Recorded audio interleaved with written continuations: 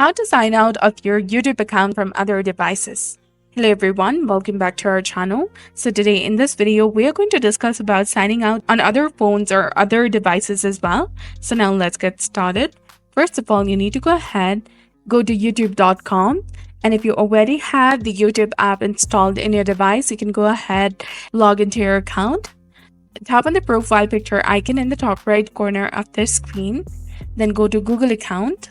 Now tap on security that you will find below the data and privacy option.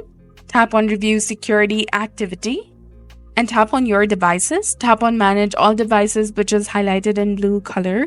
You will see a list of devices where your Google account is signed in. Now in order to simply log out of that account, go ahead and select the device and then tap on sign out option.